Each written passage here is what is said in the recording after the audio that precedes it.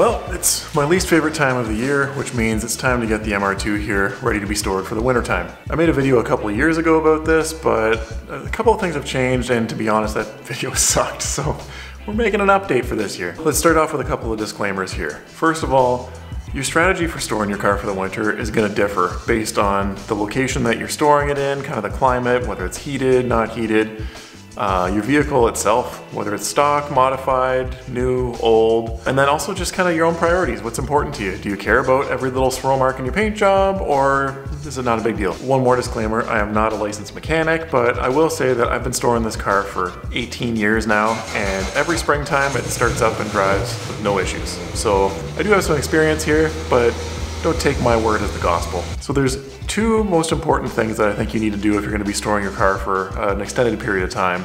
Number one, make sure you fill your gas up all the way up to the tippy top and put some fuel stabilizer in it. Because if you don't do that, your gas is going to lose its octane rating over time, and especially on a car like this, this is tuned for 94 octane, every little bit counts. And by the time you come and get it in the springtime, that could have dropped down to like 87 or lower. Number two, either pull your battery out and keep it kind of charged up, or just leave it in the car and hook a battery tender up to it, because otherwise you're gonna get all excited in the springtime and go and get your car and that sucker ain't gonna start. And it's also a bit of a coincidence that those are the two things that I've kind of adjusted for myself since moving into this house with this garage. The main difference here is that this is a heated garage. So the purpose of filling your gas all the way up to the top of the tank is to make sure that you don't get any condensation built up in there, moisture.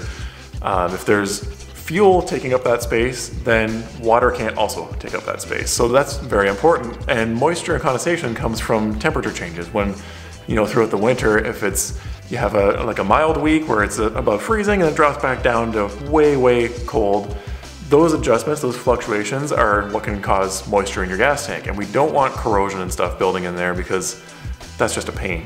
That's one thing I don't really have to worry about anymore with a climate-controlled garage. I keep it about 16 degrees Celsius in here. As you can see, I'm wearing a t-shirt, and it's middle of November. The car does have a fairly full tank of gas, but I'm not gonna make a separate trip just to fill it all the way up to the very top. The other adjustment I'm making is, maybe I'm lazy, maybe I'm old, maybe my back hurts, but I'm not taking the battery out of this car again. I'm sick of doing it. And the weird thing is, everywhere else I've ever stored this car, my battery tender is just a little small 2 amp guy. It can never keep up with the parasitic draw that's in this car somewhere in the mountains of aftermarket wiring it has. I can't find it. So the tender would always just stay running nonstop, and if I'm not gonna be around it all the time, I kind of don't feel comfortable with that. For some reason, this garage is the only place that I've ever plugged that tender in and it'll top off and it'll just maintain the battery at the top level, and it'll do its job properly, I guess. And now onto a list of things that you should and shouldn't do when you're storing your car. Some of them are not really crucial, just kind of personal preference. Some of them I think are silly and are not required. I do go into a deeper dive on all of these on an article that I wrote on the website. I'll throw a link in the pinned comment below if you want to go ahead and check that out. If you know how to read, awesome. If you struggle with that kind of stuff, stick around here and I'll explain it to you. So one thing you might not think about is actually your car insurance. That's a kind of a great place to start here. They need to know where you're going to be storing it. And there's also a chance that you can just put fire and theft on it, and you can actually save a whole bunch of money in the winter season. You don't need to be paying for collision and liability if the car is just staying put for 6 months. So you might be able to get a pretty good discount there. In the case of the MR2 here, I've got classic car insurance on it, and so I just leave it alone. That's factored into the yearly premium. They know that I'm not going to be driving in the wintertime here in Canada. They just kind of assume that. So. But it's something to consider. Now let's talk about the critters. This is something you should be considering when you're choosing the location that you're going to store your car in. You want to find a place that's pretty well sealed up, that you don't have to worry about them getting in too easily. I got traps all over this garage for mice, crackheads, whatever. Nobody's touching my stuff. If you're really worried, you can get a device like this. I had this in my 4Runner when we were living at the old house. This is like it flashes a light and then it puts out like a frequency, like a high-pitched sound. And apparently it keeps the rodents away. They ate the wiring of my knock sensor from a 4Runner, that's why I got it in the first place. And ever since then, I never had any problems after that. So whether they work or not, I can't say for sure, but for me, the problem did stop. I just found this on Amazon for cheap. If I can find it again, I'll throw a link down in the description for you. Another thing I like to do is give the car a good detail, inside and out. Part of that is functional, because you don't want your interior smelling like garbage after sitting for a whole winter, and you don't want that attracting pests. But the main thing for me is I want to come back to a nice, clean, shiny car. And I just don't feel good about leaving it dirty and covered in bird poop and stuff like that. That's gonna etch into your paint or have bugs splattered all over the front of it.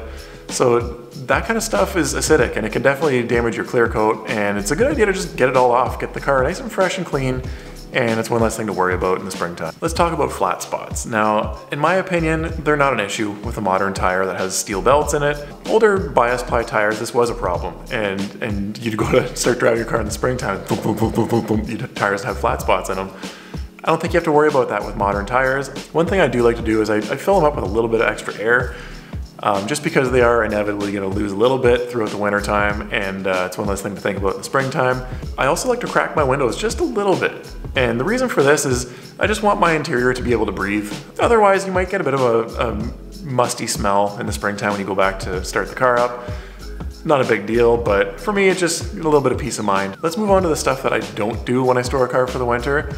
And the first one is change the oil. I leave the dirty oil in the car. Again, it's less of an issue in a climate controlled garage, but if you're dealing with condensation and stuff that could build up in your motor oil, I'm thinking, why would I want my brand new, fresh, clean oil to get contaminated at the beginning of the season when I can just leave the old dirty stuff in it, and you know, as soon as I'm about to grab the car in the springtime, I'll flush out the old dirty stuff and put new stuff in and get rid of all that condensation and stuff before I even start driving the car. That just makes more sense to me. That's one of the kind of polarizing topics out there. There's pros and cons to doing it both ways. Some people will say, you know, they don't want to leave dirty oil in the engine because it can cause damage in there if it's broken down or something, or I don't know. Again, this is what has worked for me for 18 years, so it's more of a personal preference thing as well. I don't use a parking brake when I'm going to be parking a car for a long period of time. I just don't like the idea of leaving it on that long. It might seize up, the cables might stretch out or something. I just feel better about leaving it off. I leave the car in gear. I think the ideal situation would be to leave the car out of gear with the parking brake off and just chock the wheels. But I've always left it in gear and I haven't had any trouble with that. This next one is something that people have given me some flack for in the past, whether it was in my old video or in the article, and that's using a car cover. Now, let's break this down a little bit here, folks.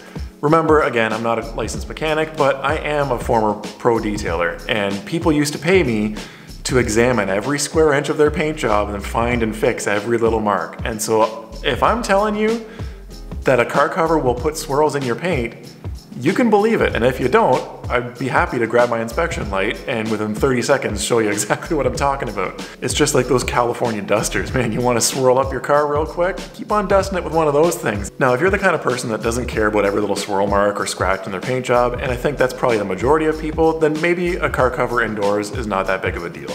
You might have a really hard clear coat, and of course that's going to be more difficult to scratch.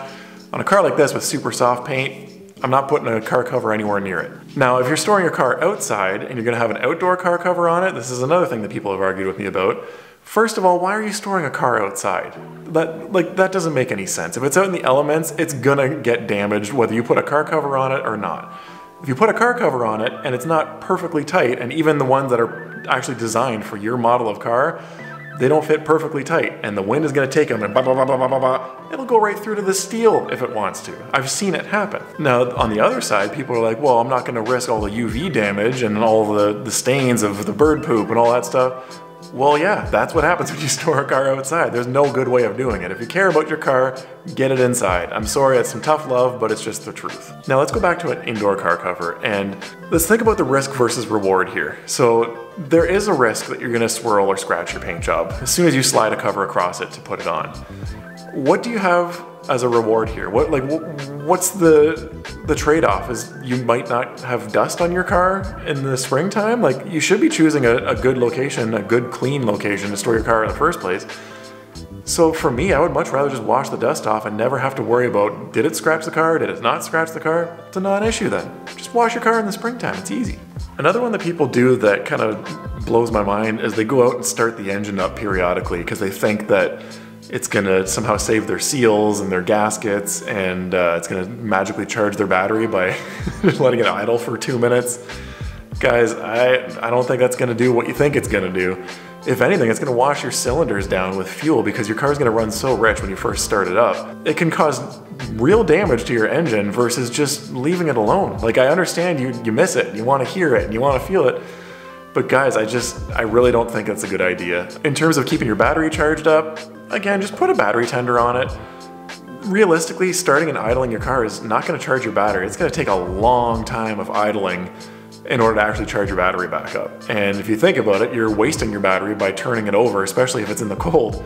What's the point? You're just shooting yourself in the foot. My last tip is kind of an odd one, and that's just try not to get too depressed. I think seasonal depression, especially with, car enthusiasts that live in a northern climate that only get to enjoy their hobby for half the year, I think it's a real thing. And one of the things that I like to do to combat that is I try to get some fresh pictures and video of the car before I put it away for storage at the end of the year. Sometimes it'll be on a camera or even just on your phone, that's fine too, but just get some fresh pictures to remember it by, especially if you're going to be storing it off-site, that you can't just go out and visit it all the time. If you can go and visit it, I think that's a good idea, especially, middle of January, the weather's awful and you're feeling kind of down. Go visit your car, just go take a look at it, go sit in it, don't start it up, but give it a little visit. I think that's perfectly fine. But in terms of getting some good pictures for it, one of the things that you can do with that is you can print them out and you can make cool posters for your office or your bedroom or whatever. Another thing I like to do is I'll put a picture of my car on the background of my desktop, my computer. And that's just another nice way of, every time you log in, you can remember your car and it makes you feel good, and then you can get back to work. Now for the bonus round, what should you be doing in the springtime when you go to get your car and start it back up? Well, for me, I find that as long as you do these steps properly, and you've chosen a good place to store it, then you don't really need to do anything. It should just be a matter of hooking the battery back up, checking the fluids, checking the tire pressures, and fire it up. Now you're gonna wanna change the oil right away. If it's possible, even before you drive it at all, I think that's the best case scenario, before you even start it up. And one last thing, especially if you have a highly modified turbo car like this, is drive gently on that first tank of gas, man. Like, yeah, we've got fuel stabilizer in it, but I don't know that keeps all of the octane in it even still. And it's not worth risking blowing your engine up just because you're overexcited about driving your car. Give it that first tank of gas, to just be gentle with it, burn it all up, or drain it if you can. Then once you fill it up for the first time of the year, you can have all the fun you want. But until then, as difficult as it is driving around like a little old granny in a car like this, I think it's a pretty smart move to take it easy on that first tank of gas. Anyways, that's all I got for you. Hang in there, guys. Before you know it, spring will be here and we'll be back to having all kinds of fun. I only drove this car maybe a handful of times. That's just kind of the way it was for me this year. With a new baby and a new house and trying to grow the business and stuff, joy rides in this car kind of had to take a bit of the back burner. Believe it or not, it's not actually the most family-friendly vehicle.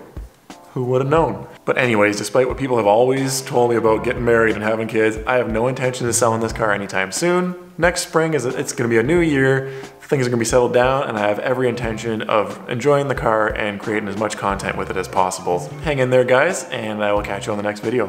Thanks for watching.